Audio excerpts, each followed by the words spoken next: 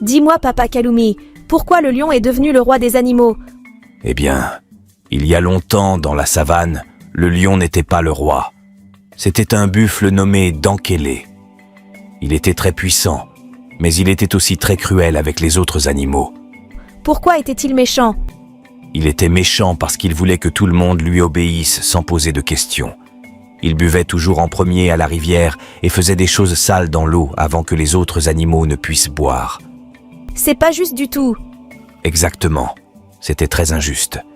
Un jour, une lionne qui venait d'avoir un lionceau a décidé de lui donner un peu d'eau, même si c'était interdit avant que Dankele ne boive.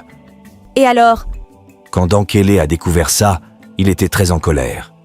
Il a demandé qui avait osé boire avant lui et menaçait tous les animaux. L'hyène, pour se protéger, a dit que c'était la lionne. Dankele l'a tuée. Oh non, mais le lionceau? Le lionceau a survécu. Il est devenu fort, et quand il est devenu grand, il est revenu demander des comptes à Dankele. Il a montré que la loi injuste ne devrait pas s'appliquer seulement aux plus faibles. Alors, il est devenu le roi.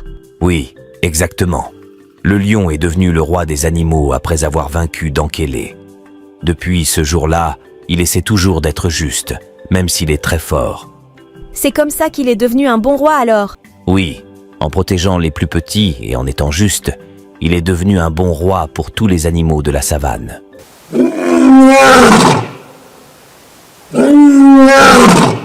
La morale de cette histoire met en lumière l'importance de la justice, de la compassion et de l'équité dans le leadership et souligne que le véritable pouvoir réside dans la capacité à être juste et protecteur envers tous, indépendamment de sa force ou de sa position.